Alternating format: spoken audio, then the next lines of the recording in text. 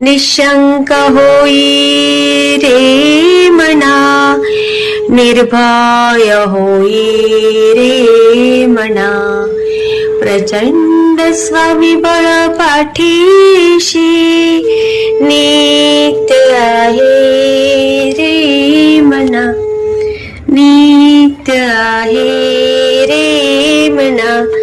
जय शिवदत्त श्री स्वामी समर्थ महाराज की.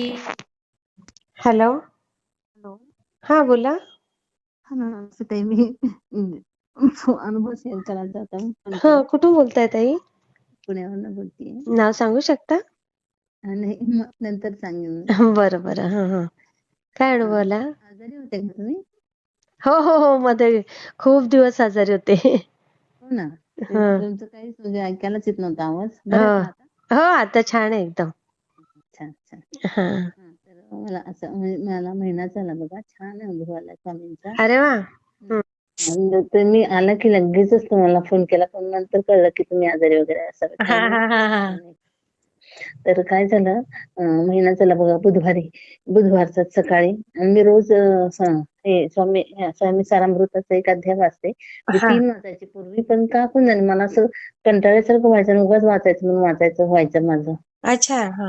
म्हणून मग मी 1 वाचायला लागलो. तो असं छान होतो. आणि गजानन महाराजांचा एक अध्याय दररोज वाचते अरे वा. संध्याकाळी झोपताना. तर त्या दिवशी काहीतरी असं झालं होतं घरात, म्हणजे काय झालं होतं आठवत नाही, पण माझ्याकडनं ते वाचायचं राहिलं, म्हणजे खूप दुःख होत होते. तशीच झोपून गेले. मग अरे वाचलंच बापरे. नाही. दोन्ही नाही वाचलं. आणि माझा 15वा अध्याय चालला होता बघा, स्वामी सारामृतातला. तो त्याच्यामध्ये नाही का ते महाराजांचे एक भक्त आहेत आणि त्यांच्या बायकोला ते आवडत नसतं. ते महाराज महाराज इथे रानात राहतात ना, शेतात बरोबर. जातात. मग हे पण त्यांचे शिष्यत्व घेतात आणि हळूहळू मग त्यांच्याबरोबर राहायला लागतात. तर मग एक दिवस महाराजांच्या लक्षात येतं स्वामींच्या, की यांना घरच्या बायकोला चालत नाही, म्हणून मग प्रवासात जातानाच नाही का त्यांना ते साप वगैरे दिसतात. बरोबर. हो. तर महाराज त्यांना सांगतात की हा घे तू, ते तुला किती हवे ते घे तू. मग ते घेतात, तर त्याचं ते सोनं होतं नाही का. बरोबर. तर तोच अध्याय माझा वाचायचा राहिला, पण माझ्या लक्षात नाही आलं की तोच असेल. आणि मग मी सकाळी उठले, मुलगा ऑफिसला जातो, मग मी डबा वगैरे केला आणि डबा करण्या वगैरे अगोदर सगळं आंघोळ वगैरे करून मी कचराचा डबा, आमचा वॉचमन कसा नेतो 6 वाजता सकाळी, मग तो बाहेर ठेवला. आणि आमची फरशी, जिन्याची जी फरशी ती अशी करड्या कलरची, त्याच्या खाली जी फरशी पोर्चची ती ब्राऊन कलरची. अच्छा. आणि मी गेले तर तिथे आम्ही राहतो 5व्या मजल्यावर.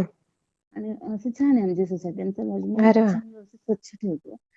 आणि मग मी गेले आणि ते कचरा ठेवला, झोपेतच तशी होते मी, आणि माझी गडबड पण ती स्वयंपाकाची. आणि आपण कुठे असं बघतो ना, आली इकडे तिकडे. मी असं ठेवला ते कचऱ्याचा डबा आणि निघाले तर असं काहीतरी वळवळताना दिसलं. बापरे. तर मी म्हटलं, अरे काय बघावं, ते असं छान एक असं परत ते जागेवर येऊन थांबला, असं गोल वेटोळ करून. बापरे. आणि मग मी म्हटलं अरे, आणि मग माझं सगळं इकडे लेट व्हायचं, तर मी तिथेच थांबून राहिले. बरोबर. माझं काहीच नव्हतं त्याला हात लावायला. म्हणलं आता हे जर घरात शिरलं तर केवढं होईल. असं छान मोठं होतं, असं आपला अंगठा ते करंगळी एवढं अंतर आहे ना, तेवढं. आणि चॉकलेटी कलरचा होता. आणि मग ते माझं लक्ष एकदम घेतलं त्याने. मग मी पटकन ते घेतलं आणि मग जिन्याच्या खाली हळूहळू असं खाली न्यायचा प्रयत्न केला. ते जातच नव्हतं. अरे बापरे. ते परत वर यायला लागलं. साप कसा वरती येतो, असा वरती थोडासा चढायचा प्रयत्न करतो, परत खाली पडतो. तसं. तर मग मी म्हटलं अरे बघ ना, हे काय तर म्हणला काही नाही, ते काहीतरी असेल, आवर मला डबा करून दे. मग मी त्याला खाली सोडलं आणि आले घरात. म्हणलं असं काय झालं, आपल्या घरात महाराज आहेत, स्वामी गजानन महाराज आहे, स्वामी आहे. बराच विचार केला, मग नंतर ते स्वयंपाकाच्या ह्याच्यात सोडून दिलं. आणि मग संध्याकाळी मी पुन्हा विचार करायला लागले, अरे म्हटलं आपण हे अध्याय न वाचल्यामुळे आपल्याला दर्शन झालं. हो, खरंय. मग मी परत तो अध्याय बघितला, कितवा आहे म्हणलं. मग मला परत असं खूप हे झालं की बघायला पाहिजे कोणता अध्याय. बघितला तर तो अध्याय. बापरे. आणि मग मला नंतर त्या गोष्टी खूप क्लिक झाल्या माझ्या माझ्या ह्याच्यात खूप अडचणी. म्हणजे असे काही ना काही संकेत तुम्हाला मिळायला लागतात लगेच. हा खूप हम्म. असे खूपच अडचणी माझ्या ह्याच्यात. मी पण डीएड कॉलेजला लेक्चरर होते ना. ओ मग सोडलं? हो तेच ते आमच्या संस्थेने माझ्या थोडंसं हे केलं. आता मी रिटायर झाले 58 इयर्स याच वर्षी झाली अरे जुलैला. बापरे, वाटत नाही एवढं वय.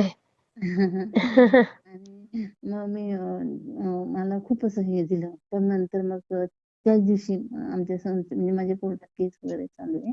हम्म, मी हे केलं म्हणजे मी त्यांचं स्कॉलरशिपचं सगळं बाहेर काढलं ना. त्यांनी खूप स्कॉलरशिपचं काहीतरी गोंधळ केला ना. हम्म, हम्म, मी प्रभारी प्राचार्य होते त्यावेळेस. हम्म, हम्म. तर मग त्यांनी मला लगेच 4 महिन्यांची चौकशी लावून डिसमिस केलं वगैरे. मग आता कोर्टात केस आहे हायकोर्टात. तर नाही, बहुतेक होईल. स्वामींची सेवा करताना नक्की सत्याच्या बाजूने विजय होतोच. खूप छान म्हणते. आणि मग मी संस्थेमध्ये अर्ज दिला होता की माझं पीएफ तरी मिळावं वगैरे. हम्म. आणि त्याच दिवशी 9 तारखेला मला हा अनुभव आला. त्याच दिवशी संस्थेमध्ये त्यांनी सांगितलं की ह्यांचं पीएफ द्यायला काही हरकत नाही. हम्म, हम्म. म्हणजे ते ते नव्हते का स्वामींचे सेवक, त्यांना कसं ते सापाचं सोनं झालं, हो. मोठा धनलाभ होईल. हा, खरंय खरंय. आमच्या 5व्या मजल्यावर साप यावं म्हणजे हे मला मोठं आश्चर्य आहे खरंच. आणि असं काहीच नाही, कधीच नाही हो असं. हो ना.